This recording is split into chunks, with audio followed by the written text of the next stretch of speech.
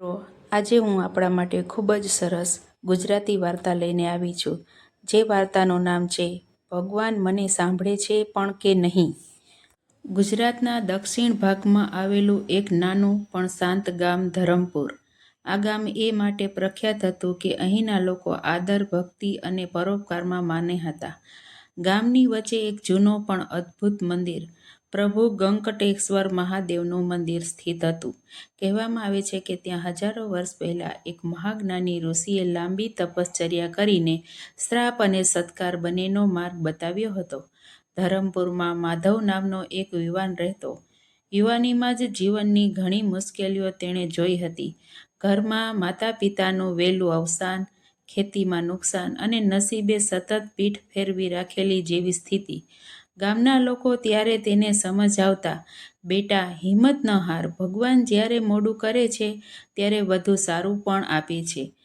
પણ માધવનું મન તૂટેલું હતું. તે દરરોજ મંદિરે જતો પણ દેવને ક્યારેક કશું માંગતો નહીં, માત્ર શાંતિ માટે બેસી રહેતો.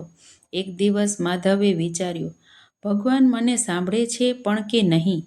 તે રાત્રે આ પ્રશ્ન સાથે તે મંદિરની સીમા પાસે જઈને બેઠો હતો. શાંત રાત હતી. તારા ઝળહળતા હતા. મંદિરની દીવટીઓ હળવેથી ધબકતી હતી. અચાનક માધવ પોતાના કાન પાસે એક સૂક્ષ્મ અવાજ સાંભળ્યો. બેટા શું શોધી રહ્યો છે? તે ચોંક્યો. આસપાસ કોઈ ન હતું. કોણ છે? તમે ક્યાં છો? તે હડબડીમાં બોલ્યો. અવાજ ફરી આવ્યો. જેને વિશ્વાસ હોય તેને જવાબ આપવાનું સરળ થાય છે.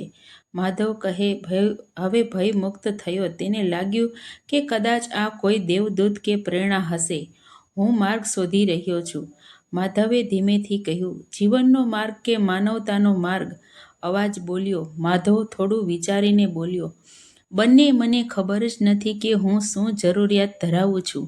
અવાજ શાંત હતો પણ કહ્યું, કાલે સવારના સૂર્યોદયે તું મંદિરના પ્રાંગણમાં આવજે. એક અજાણી ભેટ તારી રાહ જોઈ રહી હશે.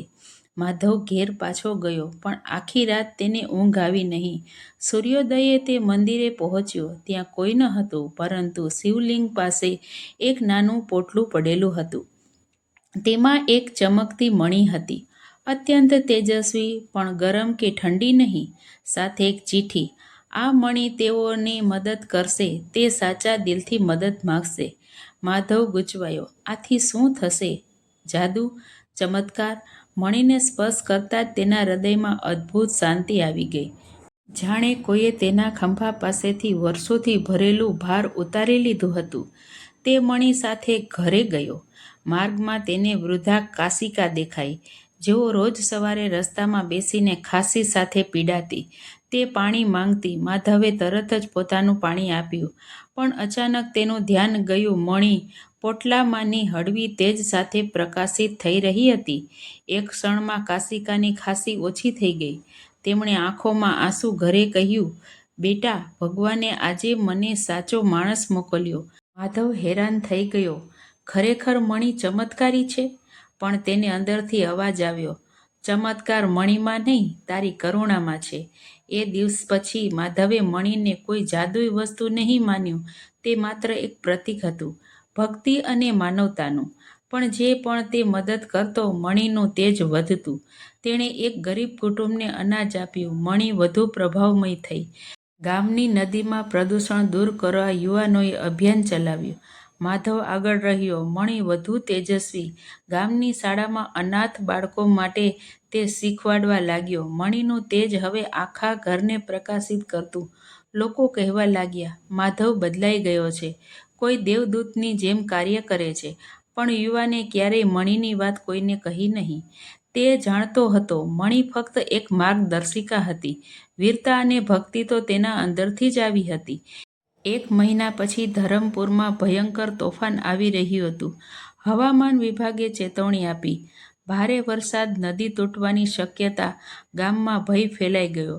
ઘણા લોકો ઘર છોડીને બીજા ગામ તરફ જવા લાગ્યા. માધવ ગામના મંદિરે ગયો. તેના મનમાં પ્રશ્ન, હવે શું કરવું? તે મંદિરની સામે બેઠો. અચાનક ફરી તે જ અદ્રશ્ય અવાજ.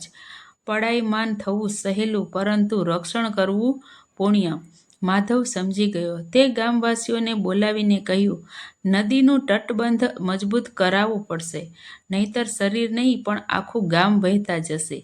ગામવાસીઓ અચાનક પણ માધવનો વિશ્વાસ કોઈને બધા મદદ માટે ઊભા થયા. રાતભર સૌએ મળીને કામ કર્યું. મણીનું તેજ જાણે માધવને શક્તિ આપતું હતું. આખરે તોફાનનું પાણી ગામની બાજુએ આવ્યું. જોરદાર તરંગો, ઘરોને ગળી જાય એવું સામર્થ્ય. તટબંધ થોડોક કમજોર થઈ રહ્યો હતો ત્યારે માધવ તટબંધની મધ્ય ભાગે દોડી ગયો. પાછળથી લોકો ચીસ પાડ્યા, અરે માધવ, ત્યાં ન જા, જોખમ છે. પણ તે મણીને હાથમાં લઈને બોલ્યો, આ ગામે મને જીવન આપ્યું છે, આજે એનું રક્ષણ મારું કર્તવ્ય છે. તે તટબંધને મજબૂત કરવા છેલ્લું પથ્થર મૂકી રહ્યો ત્યારે પાણીનો જોરદાર અથડાવ થયો. એક ક્ષણે બધાને લાગ્યું કે માધવ પાણીમાં વહી જશે, પણ જાણે કોઈ અદૃશ્ય શક્તિને તેને પકડ્યો હોય તે સ્થિર રહ્યો. મણીનો પ્રકાશ એટલો તેજ બન્યો કે તોફાનની વચ્ચે પણ તે જાણે દીવડાળ જેવી ચમકી. લોકો આશ્ચર્યથી જોઈ રહ્યા હતા. અને થોડા કલાકો પછી તોફાન પસાર થઈ ગયું. ધરમપુર બચી ગયું. મણી ગાયબ. સવારે ગામવાસીઓ માધવને શોધવા આવ્યા. તે થાકેલા શરીર સાથે મંદિરના દરવાજા સામે બેઠેલો, પણ મણી તેની પાસે ન હતી. લોકોએ પૂછ્યું, મણી ક્યાં ગઈ? માધવ હસીને કહ્યું, જ્યાંથી આવી હતી ત્યાં પાછી ગઈ. એનું કાર્ય પૂર્ણ થયું. લોકો સમજ્યા નહીં, પણ તે રાતે તેણે સ્વપ્નમાં તે જ અવાજ ફરી સાંભળ્યો, બેટા, ચમત્કાર વસ્તુઓમાં નહીં, મનુષ્યના કાર્યમાં વસે છે. તું હવે પોતે પ્રકાશ છે. મણી તને ચમત્કાર નહીં પરંતુ વિશ્વાસ શીખવવા આવી હતી. માધવની આંખોમાં આંસુ આવી ગયા. ધરમપુરમાં નવી શરૂઆત. તે દિવસ બાદ માધવ ગામનો મુખ્ય માર્ગદર્શક બની ગયો. લોકો તેને પૂજવા નહોતા લાગ્યા, તેની વાતોને માનવા લાગ્યા. તે બધાને શીખવાડતો, જ્યારે આપણે કોઈને મદદ કરીએ છીએ ત્યારે આપણે દેવના દૂત બનીએ છીએ. ચમત્કાર બહાર નથી, અંદર છે. ધરમપુર હવે સમૃદ્ધ અને શાંતિમય ગામ બની ગયું. અહીં લોકો વચ્ચે ઝઘડા ઓછા થયા, રોષ ઓગળ્યો અને દયા વધતી ચાલી. મંદિરમાં હમણાં પણ સવારે એક આછો પ્રકાશ દેખાય છે. લોકો માનતા, કદાચ તે જ મણીનું તેજ છે, જે આપણે પણ ગામને આશીર્વાદ આપે છે. પરંતુ માધવ હંમેશા કહેતો, પ્રકાશ મણીનો નહીં, આપણા સારા કાર્યનો છે. મિત્રો, ચમત્કાર કોઈ વસ્તુમાં નથી. ભક્તિ અને પરોપકાર આપણા અંદર જ સદાય જીવંત છે. જ્યારે આપણે નિસ્વાર્થ મદદ કરીએ છીએ, દેવશક્તિ આપોઆપ જોડાઈ જાય છે. જો મિત્રો તમને મારી આ વાર્તા સારી લાગી હોય તો મને કોમેન્ટ બોક્સમાં જરૂર જણાવજો અને મારા ચેનલને લાઇક, શેર અને સબસ્ક્રાઈબ કરજો. ધન્યવાદ. તમારો ખૂબ ખૂબ આભાર.